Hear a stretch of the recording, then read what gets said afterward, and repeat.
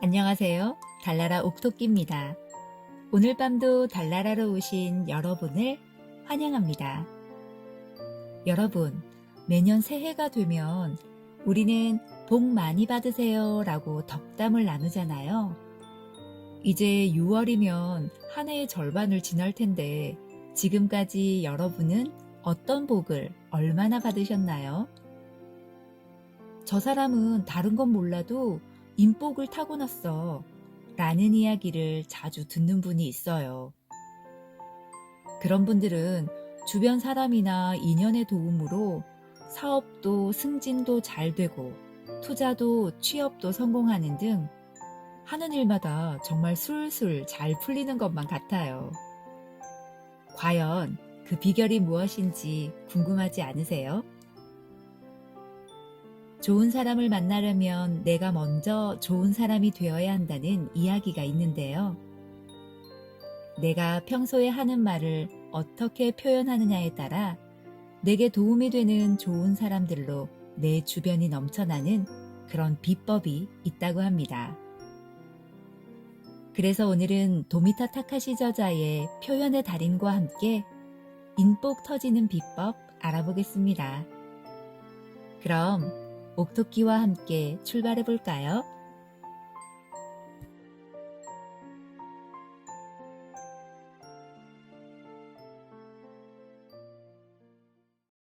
(30% 말하고 70% 듣는다)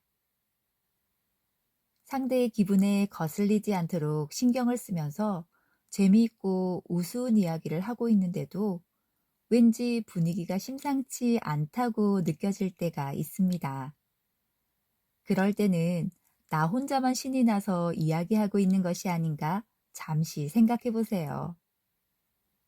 만약 수다가 너무 지나쳤다고 느꼈다면 죄송합니다. 제 생각만 이야기해서 이것에 대해 어떻게 생각하십니까? 등으로 이제부터는 당신의 이야기가 듣고 싶습니다라는 태도로 자연스럽게 상대의 이야기를 재촉하세요. 누구든 자신의 의견에 귀를 기울여주는 사람에게는 자연스레 이야기에 몰입하게 됩니다. 그때까지 입을 꾹 다물고 있었던 것은 상대만 이야기하는 것이 별로 유쾌하지 않았기 때문이었는지도 모르고 말하고 싶은 것이 있었는데 당신의 수다가 방해를 했을지도 모릅니다. 이럴 때는 듣는 입장이 되어주면 상대는 안심하고 자신의 이야기를 꺼낼 수 있게 됩니다. 상대와 친근하게 속마음을 이야기하고 싶을 때는 내가 이야기하기보다는 상대의 이야기를 들어주는 것이 필요합니다. 그렇다면 듣는 것과 이야기하는 것이 어느 정도의 분할이어야 대화가 자연스럽게 이어져 나갈까요? 그것은 듣는 것이 70%, 이야기하는 것이 30%라고 일컬어지고 있습니다. 이렇듯 이야기를 잘 들어주는 사람이 되려면 어떻게 해야 할까요? 그 기준은 상대에게 반응을 전해주는 일입니다. 결혼식 진행같이 여러 사람 앞에서 이야기할 때 아무런 반응도 하지 않는 청중을 상대로 계속 말하는 것보다 힘든 일도 없습니다. 도중에 적당히 맞장구를 쳐주기도 하고 재미있는 곳에서는 웃어주기도 하면 이야기하는 쪽도 훨씬 의욕이 생겨납니다.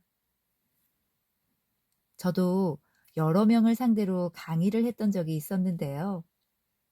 강의 중에 강사와 시선을 맞추고 아 하고 리액션을 잘하며 공감의 표시로 고개를 끄덕여주는 청중에게 더 알차고 많은 내용을 알려주고도 싶고 또 더 열정적으로 강의를 했던 기억이 있습니다.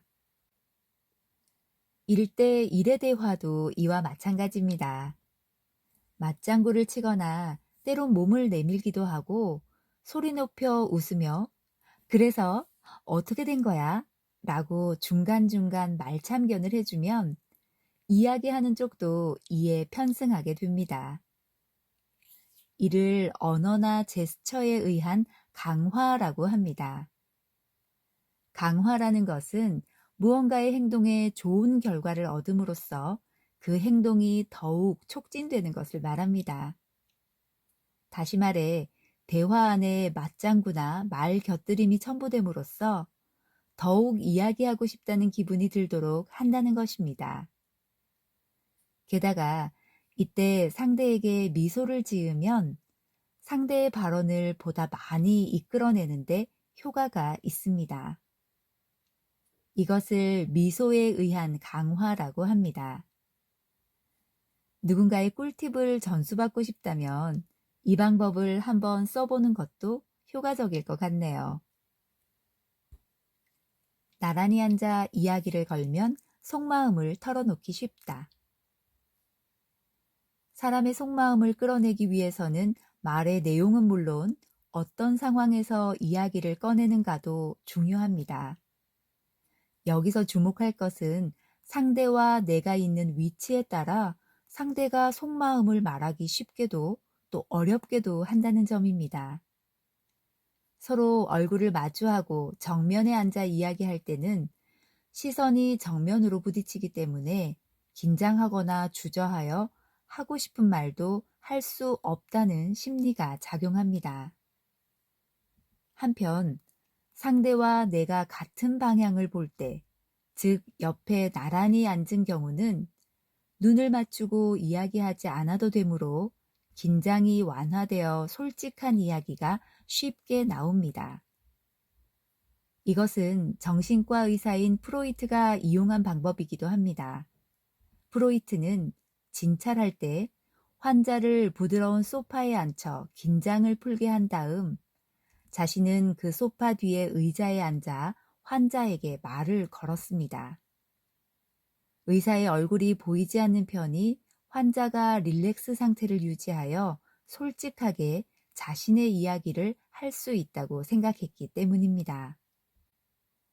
서로 얼굴을 마주보고 확실히 말하는 것으로 상대가 상처 입거나 내가 상처를 입을 위험이 있는 경우에는 상대의 옆에 앉거나 뒤에 서거나 하여 같은 방향을 보면서 저는 이렇게 생각하고 있는데 당신의 마음을 들려주시겠습니까? 라고 조용히 말을 걸어보는 것도 좋습니다.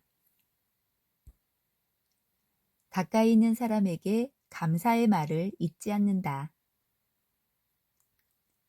이웃 사촌이라는 말도 있듯이 근처에 살고 있는 사람, 사무실 옆자리에 앉은 사람에게는 친근감을 품는 경우가 많아서 여차할 때는 내 편이기를 바랍니다.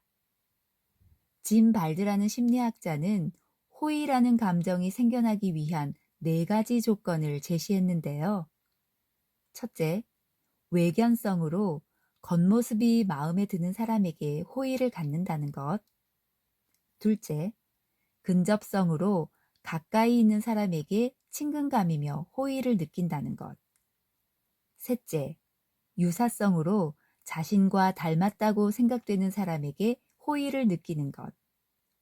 넷째, 상보성으로 자신에게 없는 것을 가지고 있는 사람에게 호의를 느낀다는 것입니다. 이와 같이 가까이 있다는 것은 서로 친해지기 위해 필요한 조건인 것입니다. 대학 기숙사에 들어간 대학생들이 어떻게 사람과 친해지는가에 대한 페스팅거의 유명한 조사가 있습니다. 그에 따르면 맨 처음에는 방이 근접해 있는 사람들끼리 친해지지만 시간이 지남에 따라 생활 습관이며 취미 따위가 비슷한 사람들끼리 사이가 좋아진다고 합니다. 물리적으로 가까이 있는 사람과 계속해서 호의적인 관계를 유지하기 위해서는 가까이 있기에 파생되는 무례함을 없애야 할 것입니다. 무심코 가볍게 무언가를 부탁한다든가 해주는 것을 당연하게 여기는 듯한 얼굴을 하지 말고 고마워, 미안해와 같은 감사나 미안한 마음의 표현을 잊지 말고 건네도록 합시다. 가까이 있는 사람만큼 한 번 문제가 생기면 계속 꼬여버리는 경우도 없습니다. 매일매일의 작은 마음 씀씀이가 가까이 있는 사람을 내 편으로 만들게 합니다. 상대가 도움을 받는다는 느낌이 들지 않도록 한다. 일을 끝내고 슬슬 가볼까 싶은 마음에 슬쩍 옆자리를 보니 동료가 아직 열심히 일을 하고 있습니다. 잔업이 되는 것은 불보듯 뻔한 일입니다. 남이 곤궁에 처해 있는 것을 본 순간 그를 도와주려는 행동은 그 사람과 친한 관계를 만드는 계기가 됩니다. 내가 도와주어 조금이라도 그 사람의 일이 빨리 끝날 수 있다는 생각이 든다면 순순히 돕겠다는 의사를 표현하는 것이 좋습니다. 이때 말하는 투가 문제입니다. 아직 시간이 좀 걸릴 것 같은데 내가 도와줄까? 라는 말투로는 무언가 베푼다는 뉘앙스를 상대에게 느끼게 합니다. 상대는 사실은 싫지만 못 본 척 할 수 없으니 도와준다라는 정신적인 부담을 느껴서 그렇다면 더욱 빚질 필요가 없다는 마음이 듭니다. 이럴 때는 같이 해요 라고 말하는 편이 훨씬 스마트하며 상대에게 마음의 부담을 주지 않습니다. 이 말에는 도와주는 것이 강제나 억지가 아니라 자신의 자발적인 의지라는 것을 이미지화시키는 효과가 있습니다. 또한 별거 아니니까 신경 쓰지 마라는 뉘앙스도 전할 수 있습니다.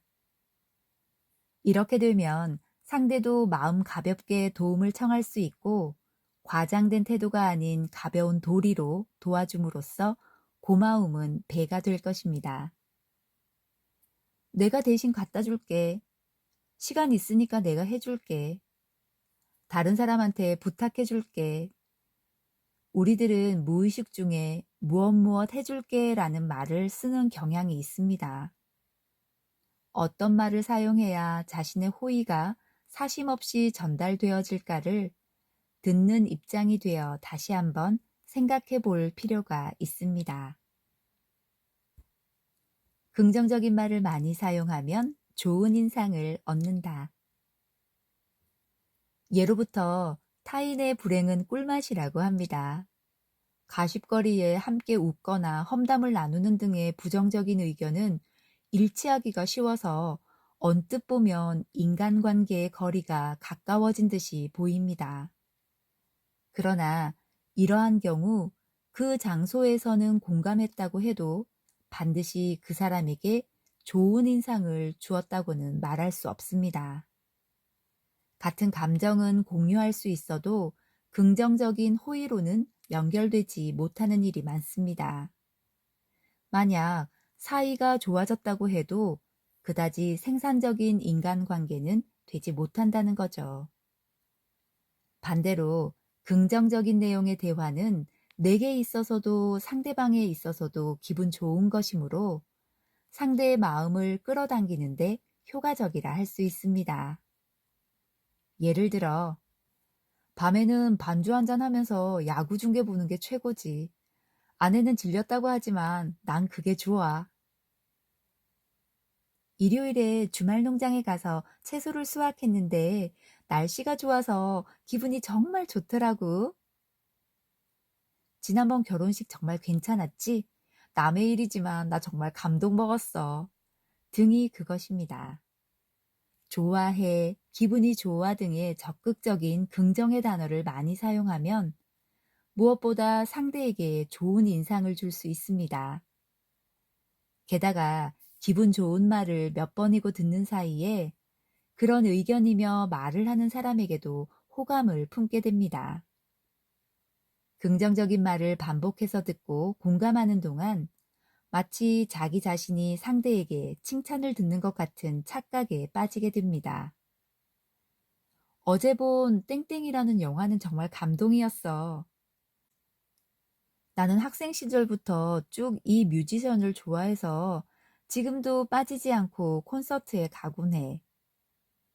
영화나 음악에 흥미가 있는 사람이라면 이런 대화에 바로 참가할 게 뻔합니다.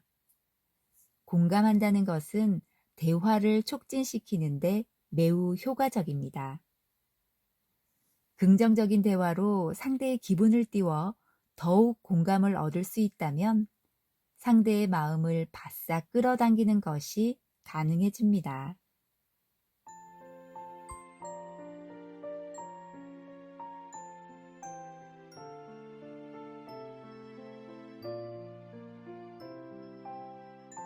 야무지게 먹히는 말 한마디로 처음 만나는 사람도 끌리게 해서 내 편으로 나의 아군으로 만드는 비법들 잘 들어보셨나요?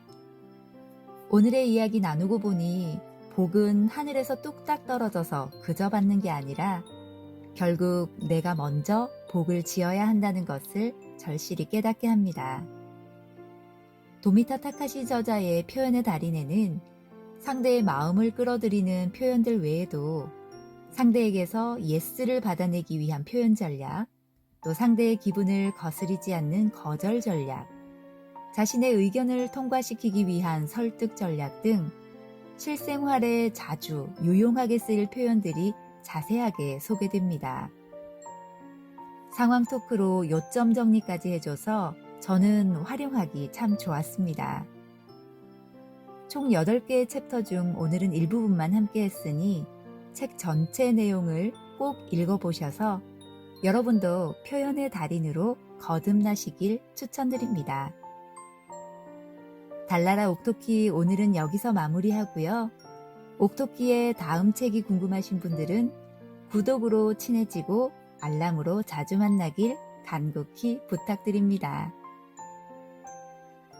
오늘도 달나라 옥토끼와 함께 해주신 여러분 감사합니다.